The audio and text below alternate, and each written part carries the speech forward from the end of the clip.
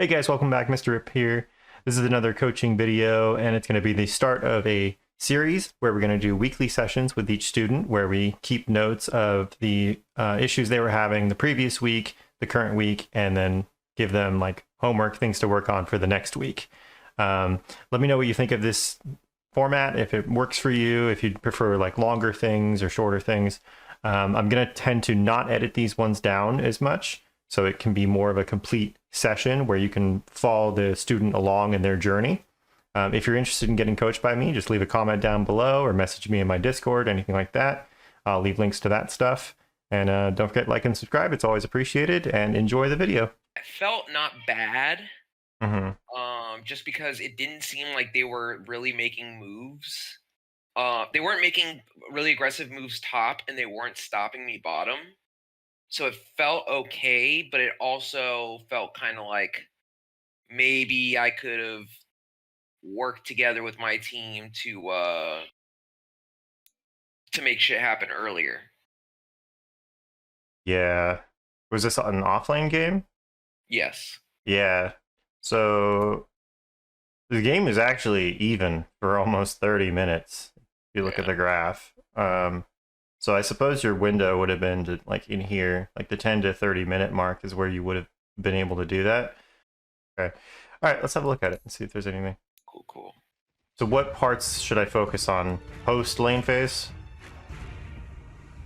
Kinda, yeah. I'd say probably towards like the end of it. Okay. Because at some point I basically just kick Void out of lane. All right. I'll speed through real quick. 30 seconds to battle. The battle begins.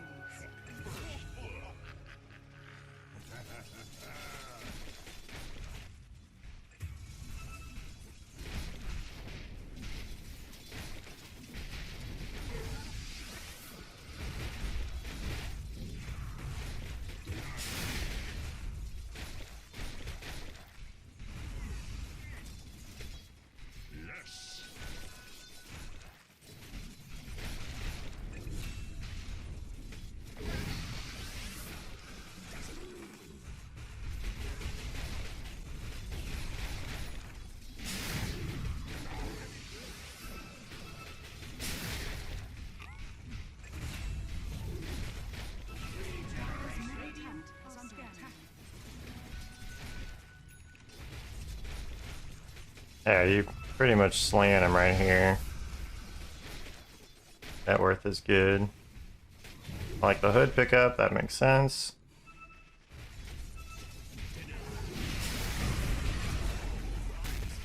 Whatever. Traded. That's good too, you hit 6 and immediately use your ult. So I like that. Yeah.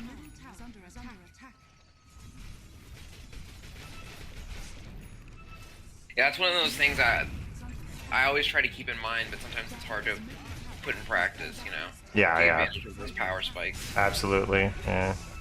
I think that's that comes at a higher level when you start being able to predict the power spike ahead of time and you start being able to prep for it. So you'd be like, I'm level 5, I'm about to hit 6, so I can like go do, you know, whatever. Yeah. Something like that. And your team will be in tune with that as well. It's not like a huge deal, but good to be thinking about it.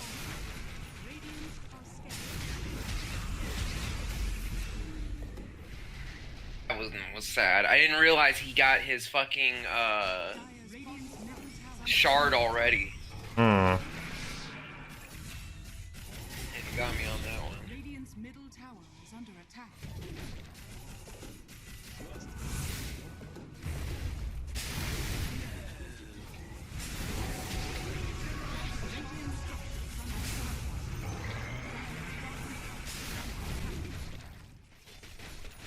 Dig that.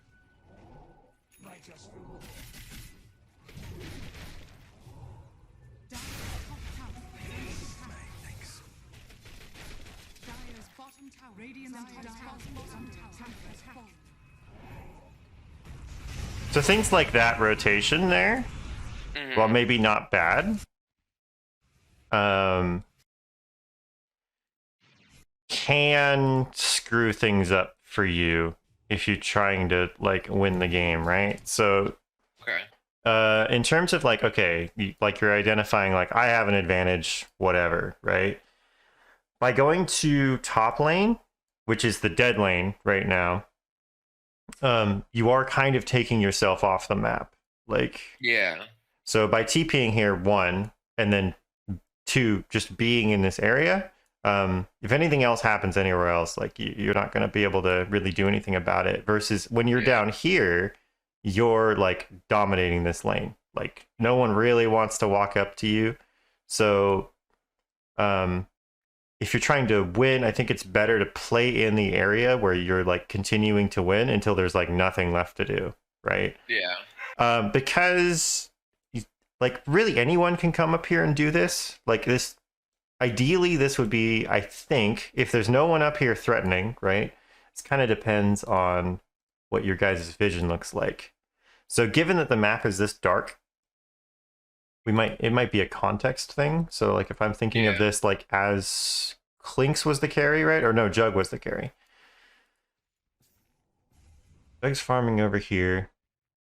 Trying to see if you guys see anything. You just see Centaur bottom. Yeah, so this is enough information where like someone squishy can come up here and farm this. Because you're the big tanky guy. And so this, because of the positioning of the heroes on the map, this is actually safe farm. If all these guys were missing and we, maybe they're all sitting right here, then this is the dangerous farm. But right now, actually, the most dangerous part of the map is mid or where you are. So you would want to be going to those areas if you're the strongest hero, generally. Yeah. Unless you're explicitly a farming hero. Like you're, I don't know, like you're like a PA that had a good lead and got Battle Fury. And it's like, yeah, okay, I'm ahead, but I'm not ahead enough to just waltz into a fight until I get BKB. So even though I'm ahead, I'm going to go actually still farm. With a hero like Sand King, you pretty much have your items for almost the rest of the game. Like you're pretty much good, right? Yeah. So playing in the more dangerous area is going to be better for you, especially as the offlaner, right?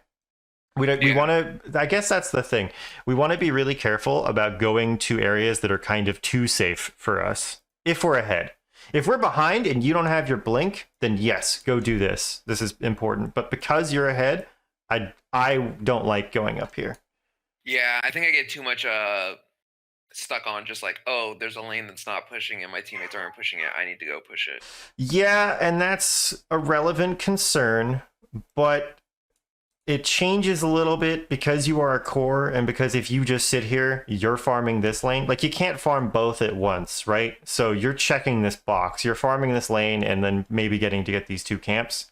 That's enough. You don't need to worry about like, oh no, top is pushing and mid is pushing. It's like when you're ahead, you want to become the problem. So like, what would be really cool if you could manage to do it is if this wave was constantly sitting right here. Yeah. Right. I think that's what I was feeling that felt off in the game was that I probably should have just been more aggressive and forced them down, which would have opened up the map. Absolutely. Yeah. Force them to rotate. That buys space for anybody that's like having a bad lane, like your Earthshaker right now. Like the way I would like to see this, honestly, is like Clinks and Jug can farm wherever they want. Who cares? If it were me and I was the Earthshaker, I would be up here farming this and getting my blink soon. Unless one of these cores had lost their lane, but like Clinks, Jug, and you are all like right next to each other in net worth, so it seems like it went decently. So it really should either be Juggernaut because he has spell immunity, or it should be Earthshaker up here. Dazzle, whatever, do your thing, go stack camps and sit behind cores and stuff like that. Clinks can farm wherever, right? But he probably wants to farm jungle camps. That's fine. So I think if you're here, Earthshaker's up here, and then like the support and Clinks are picking up this farm, and then Jug is just jungling, that's pretty good, right? Having like one core bounce back and forth like this, and the other one do this, and then someone else just kind of trying to get this area. Because it is like middle and top are like you don't want to go too far into top, but where it is right now, it's safe. Once it's out here, it's dangerous, and then it should be a support out here, right? Yeah. You can't control what they're doing, but by you going there, then you remove that option because now if somebody does want to farm and they need farm like the Earthshaker or something, they can't go here. They can't really farm here. They can't take the jungle because both the other cores are doing it. So they kind of have to go to the area that you were just occupying, which was the second most dangerous area. Yeah, makes sense. Yeah. I think yeah, it's sometimes it's tough to balance like sometimes it can feel throwy to push out that far, but that's kind of the point, is that it's dangerous. Yeah, absolutely. And then the other thing is, I mean, this is just a low rank coordination thing, but it's potentially something you could have known about. Is like, if you know they're gonna set up and do this smoke play like into the triangle, like you should be in this smoke play. Right. But given that they're in the middle of the smoke play, then you mopping up this lane is actually good, because now it's like you're showing while they're doing this. Yeah. It's good in that context, but like if they weren't doing the smoke, then I wouldn't want it. So it's actually it's okay. It's not the worst. But then I want you to, like, wherever you are, you just need to be pressuring. So you need to like be up here and stay up here if you're going to be up here, right? Because you are trying to, especially as the offlaner, you are trying to attract people away from where they want to be.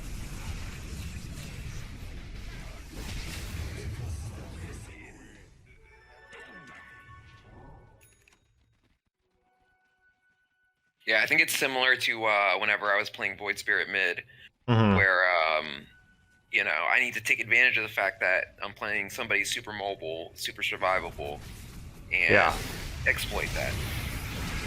Absolutely. See, this is good. Came to the dangerous area, cleared it out for your team. 3 for 1, perfect. More of that. Yeah, good. Like I was playing Bristleback, and I started diving the tower at like, or cutting the wave at like level 5, and I got there. Yeah. And it was technically too early for me to be doing it, but like the Zeus came down and like they took a bunch of damage, and I was like, sweet, like I kept just playing like a psycho and getting people to chase after me. Yeah. And it felt really good every time I'd get people to rotate on me. Yeah, that's like definitely when I was playing a lot of offlane, that was always my goal as Sand King, is dominate the lane and then just start cutting the wave and making sure that they can't do anything. Yeah.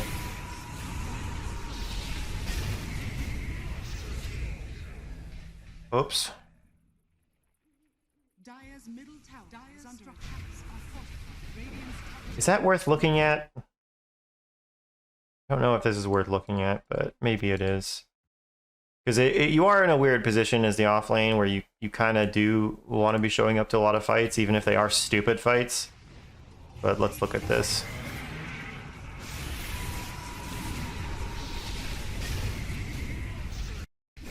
This was a real awkward one. Yeah, I'm going to try and look at it from your perspective.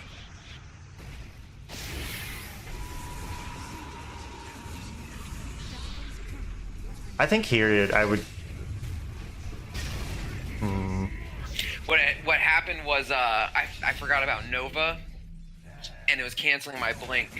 So originally I was like, oh, I'm gonna blink in, fucking stun them, and ult will clean them up.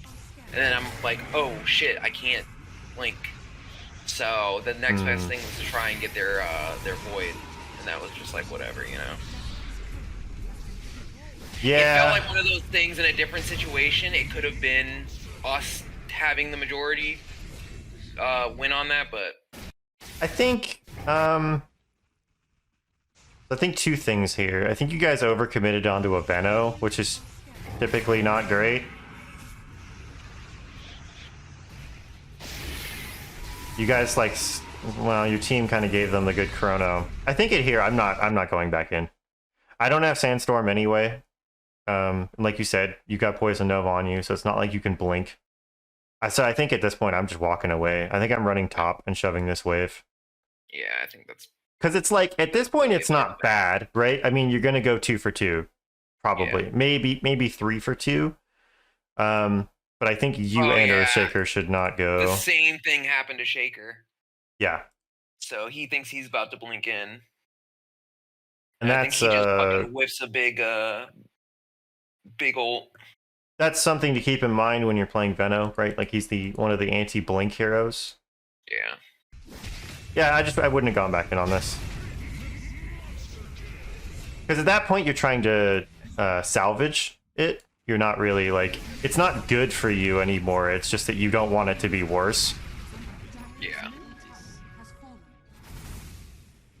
I think I'd call that like a team-wide mistake, but you definitely compounded it by going in after. Yeah. It's one of those things where I should have just, you know, cut losses. Yeah, absolutely.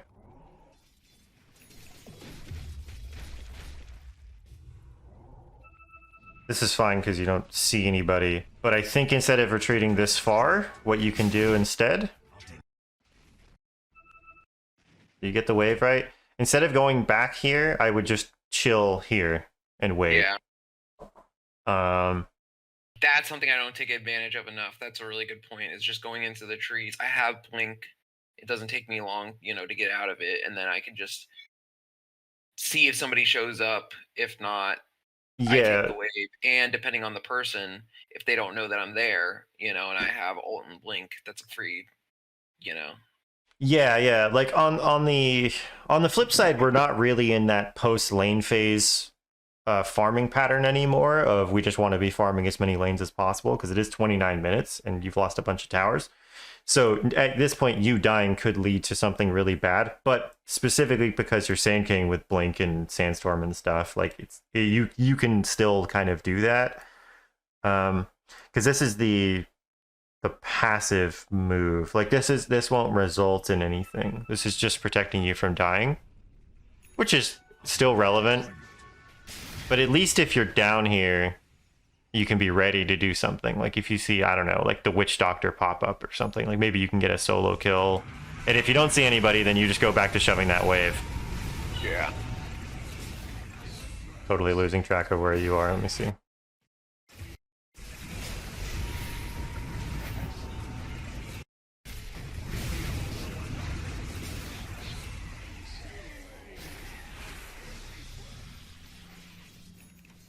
Yeah, you guys are just taking kind of you're taking fights without enough information. Yeah. Is what's going on here because it's like right next to a tier 1.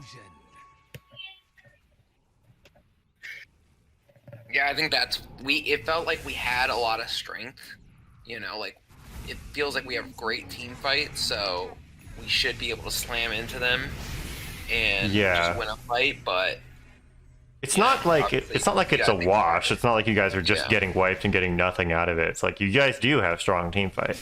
Right. But like, yeah, I don't know, like maybe like let's see. Is this like the type of thing like would this rotation make any sense here?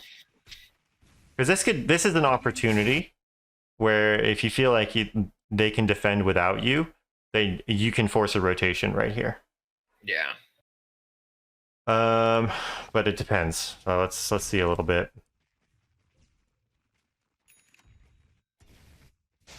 Kind of depends on how this looks, and this is something you'd be looking for, right? So you would wait here and kind of watch this and see how it's going. Like you guys have, I think you have Glyph right now. Yeah. There's no catapults. So theoretically, Klink should be able to just clear this on his own. Yeah. I think it was one of those situations where for me it was like, if my team fucks this up, then it could be really bad. So, which is fair, but now like if they can defend without you, like so you have to think of it in that way. So like if they could defend without you and then you come back here, now you're just locked into this part of the map with them, right? Which means they get to now do whatever they want versus if you can afford to stay up here. I mean, maybe this specific instance isn't the best one, but whenever you are in this kind of an instance, like, okay, they've just killed your team and they're trying to push high ground, like actually look at it and be like, does it make any sense for me to go back here? Let's come back to like here. Because you can be thinking about this like now, like both supports are dead. What's the enemy team going to do? Okay, I see them coming middle. And you can actually start thinking about it right now. Like, do I need to be here to defend this? Maybe you did. Maybe, I don't know. Yeah.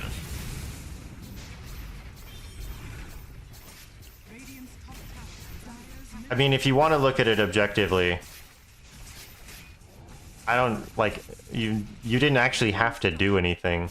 So I'm gonna look at it from their perspective. Because like if the enemy team makes the decision to back because you showed up, then that's nice. Like they see you for a brief instant. But it's not like you even casted any spells. I mean, they can kind of see you. Radiant structures are fortified.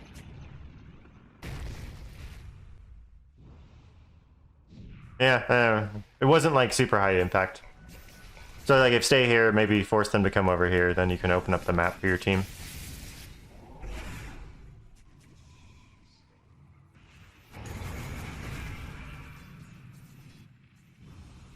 I'm not watching it from your perspective. I probably should be.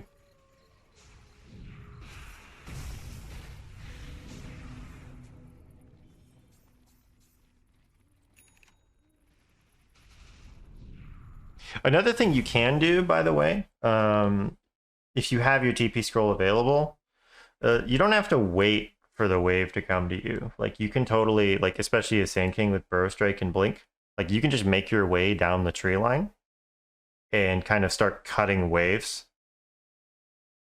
If you can get down here, do you know what I mean? Yeah.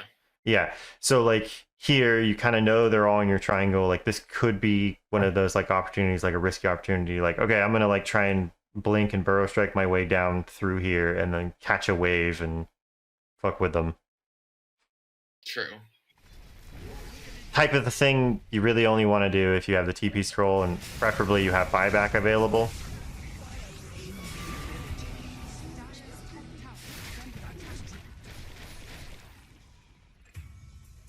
I'll take your tribute. I walk again among the This is also something else so you might need to adjust for your rank, because I think if I was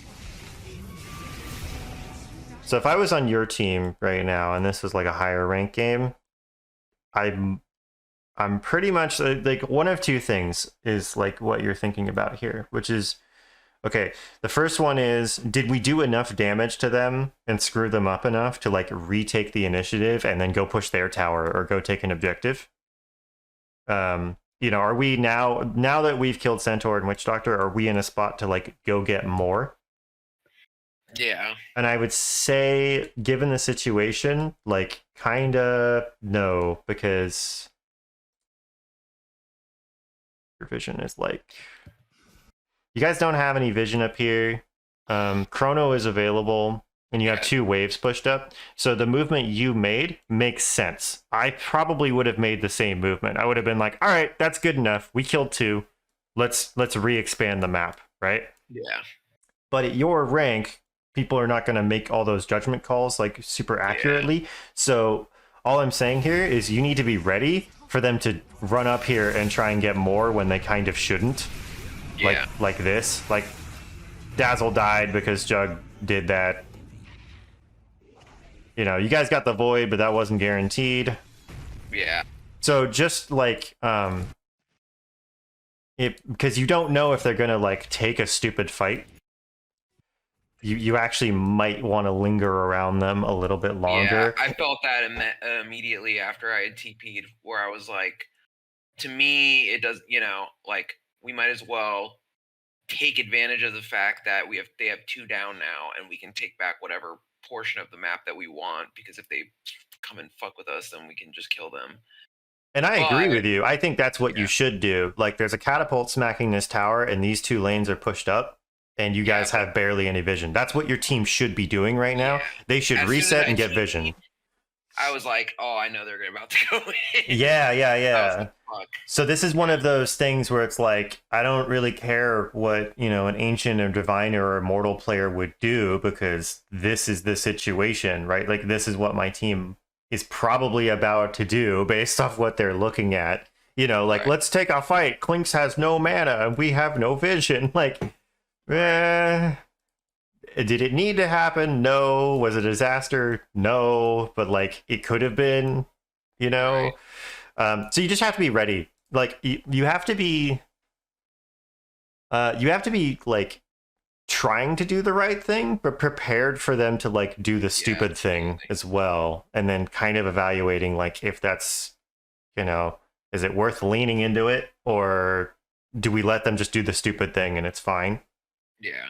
I think what you did was fine, totally fine. I probably would have done the same thing, or I would have wanted someone to do the same thing, and then, you know, let's go reestablish, right? So I'm not flaming that. It's just that, like, hey, it's Guardian. Who knows what's gonna happen, right?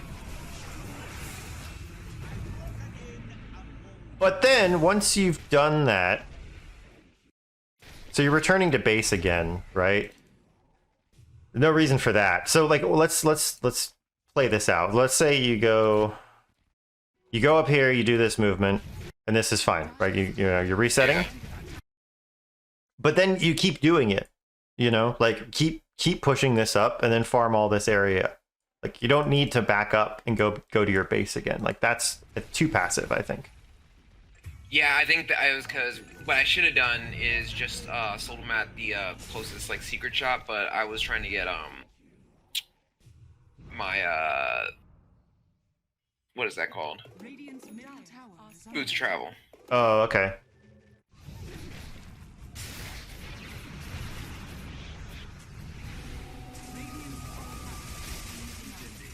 This is typically how I like playing Sand King the most, is trying to, you know, get boots travel, be global around the map. Yeah. Constantly pressuring waves. Yeah, I think it's good. Radiant's middle tower is under attack. Especially because you have SF with bots on the other team too, so having somebody that can mirror that is really nice. Dire's bottom tower is under attack. Dire's It's just the little efficiency things, like, you know, could you use your courier for that? No, absolutely, and that's kind of what I wanted to figure out with this game. If I was like, it feels good, but it feels like I could have gotten more. Yeah, absolutely. You know, and that's the biggest difference between rank, I feel. It's like, obviously at a certain point, you know, Guardian or Herald players don't even know what they're doing. But after a certain point, you generally know what you're supposed to do. It's being able to squeeze out every little efficiency that you can that makes the difference between, you know, a higher rank and a lower rank. Yeah. So do you tend to think of the map in terms of like areas? Do you categorize it like that? Do you mean like the kind of red, yellow, green, as far as like what's safe, what's unsafe? Yeah, not exactly that, but kind of. It sort of relates to, I think map control would come maybe secondary to this concept. Just the concept of like, I'm occupying top. Yeah. Or I'm gonna play bottom. That doesn't mean literally like we, you know, like, you know this, we don't literally just sit in bottom lane. It also means we're gonna like control these camps and maybe control the outpost and maybe get vision. Like the bottom segment, the middle segment, the Roche area, right? All that kind of thing. The triangle is an area, right? So what might help you the most is to try and think of it like who is occupying an area. So when you go top all the way back to this rotation, when you TP'd up here, right? You can think of it as like, I'm going to occupy this area. And that means I'm going to stay here until it doesn't make sense to stay here anymore. Yeah. Right? Like, oh my God, they're hitting my racks, I have to leave. Or, oh my God, they brought 5 heroes, I got to leave now. But you really are, like, part of eking out every little bit of an advantage is occupying areas. Because that leads to, well, if you do stay here, you get to farm the wave whenever it comes up, you get to farm all these camps. And then because you're doing this, like, if you're survivable while you're doing it, your team doesn't need to be here, which means by controlling this area, your team gets to control, like, this area too. So, but so long as you're actually survivable enough to do it, you know, if you're a squishy IO or something, you don't really control the area, you're just kind of occupying it. So that's just being greedy. But if you are strong enough to actually hold an area, you want to try and do that. Because that's like, you can't Roche effectively unless you control Roche. You can't really push high ground unless you control the area because you're stronger. Whatever. I don't know. You kind of get what I'm saying a little bit here. Yeah. Okay. So try to do that in future. So I think that's going to be the takeaway here. So let me pull up my text thing and we'll write it out. Let's add a new source. Because that's 30 minutes, so that's probably enough. All right. So, so the main takeaway is if we're strong, we want to occupy areas and force responses. Sorry, my phone's going off. Okay. We want to occupy areas and force responses. And that extends to a bunch of different things. So like when you made the initial TP up here, just because of that wave, like that instance, like the first time you did it, when you were playing bottom, right, and the Centaur was trying to farm there, like that was the first time where you abandoned an area for a different area. But the one you were in was more impactful than the one you went to. And then after this dumbass fight, I agree, we should have reset. But once we were doing it, we should have stayed here instead of going to middle and then going back, because your team can get middle and you didn't need to go back. You have your courier, you were full health, full mana, right? And then, so that's the two instances of that. The other one is predicting if our team is gonna do something silly and being ready for it either way. So that's deciding ahead of time, like, you know, if they take this fight, do I need to be in it, you know? Or not, you know, like if they're going to push up here into this high ground, like, would it be super beneficial to my team if I were here? Or can I let them just feed? You know, is what I'm doing more important than that? Or, you know, are we potentially going to throw if I'm not here to follow up on their bad decision? Right. But these are all coming from the perspective. This is not like normal thinking. This is coming from the perspective of I'm the highest net worth on my team. Like this is similar to the Lena coaching video I did, right? Where once you're the big guy on your team and you're ahead or whatever, like you actually are a lot of the power of your team. And so if you make moves that take you off of the map, either by feeding or going to areas that are too safe, you are potentially hurting your team more than you would be if you were like a dirt poor support with brown boots, right? So how do we word that? It's kind of the same thing as the first one. If we're strong, we want to occupy areas and force responses. I'm sure our team is going to do something silly and being ready for it either way. What would you say? Is there a third takeaway here, or is it really just those two?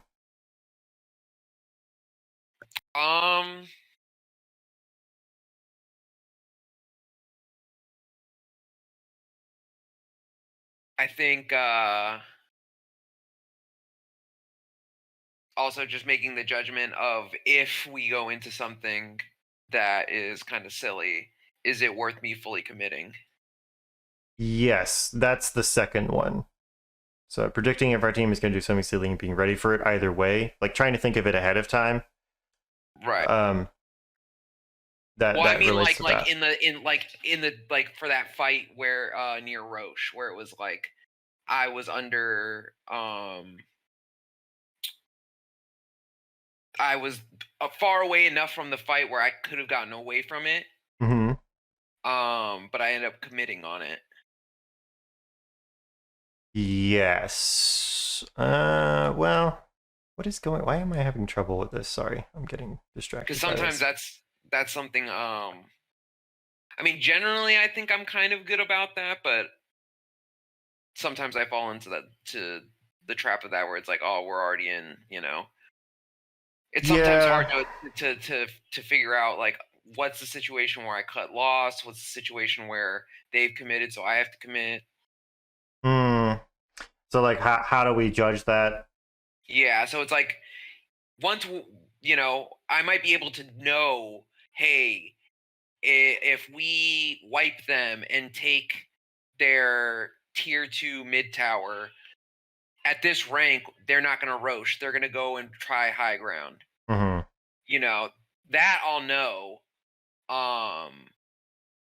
But sometimes it's like, I guess maybe sometimes I need to not get stuck on the fact of like, oh, they're going to do this. What do I do? And more like, okay, they're doing this. What are their strengths? Is this going to remotely work? Or do I just need to back away and just let them die? Yeah, that's the second point. Yeah. But I if we're guess talking about the team fight in the river where you had the Veno ult on you, I would say an easy way to make that judgment call would be, do you feel like you're forced or pressured to do something, or is it something that like is easy and that you want to do? Right? Because if you don't have, let's say like you showed up to that fight late and you don't have Veno ult on you, like, yeah, you're like, okay, I can blink and get in there and like cancel Witch Doctor ult and get like a 3-man epicenter. Like that's something you want to do. Like you have that feeling of, ooh, this looks juicy, right? Versus like you're sitting there with Veno ult on you, you can't ult, and you just use Sandstorm defensively, and you're like, I feel like I have to go in, but like it hurts to do it. Yeah. Right? Just trusting your gut on that, I suppose, is the best advice I can give, because the only other way to like answer that question is just a ton of experience. Yeah. Of like knowing like, if I can't blink, how much damage can I do if I can kill him? Like, can I kill him before he gets time walk off? Like that's really just like an experience thing.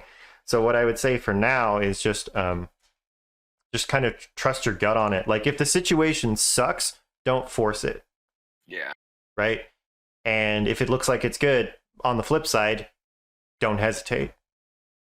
And then if you just kind of follow that, you'll see, you'll have enough examples to where it's like, oh, I misjudged that, or I judged that correctly. Because you might have a time where it's like, ooh, that looks juicy, and it's like, oh, I just got baited and I got wrecked. You know what I mean? But it felt good at the time. You can go back and review that later. But I think in general, it's going to pay off more if you just trust yourself and be like, this situation sucks, I don't want any part of it. Or this situation's great, get me in there, coach. You know? For sure. So trust your gut. Don't force a decision. Pretty simple, right? Do you think that sums that up? Yeah, I think so. Okay. All right, cool. That's pretty good then. Hell yeah. Any other final questions on this one? No, I think it just kind of goes as it goes after a certain point. It was a good feeling game. Okay. So that's I suppose your main homework for this week then is going to be try to occupy areas like longer than you would normally feel comfortable doing. Yeah. Actually, like, I mean, we're going against the point number 3 right now, but it's for the purpose of science, right? Like, push that limit, see how long you can stay in an area until they like can actually punish you, and then you'll have enough experience, or a lot more experience there, and then you'll realize like, oh, I actually could have stayed here like another 5 minutes and it would have been fine, or actually I couldn't and my gut was right. Test it out, right? Cool. All right, man. Let's call it there. Cool. I think I'm gonna go play some ranked now. Hell yeah. I appreciate you. Yeah, for sure, man. For sure. We'll see how this goes week to week and see if this format works out for you. Hell yeah. For me, it works perfect. Awesome.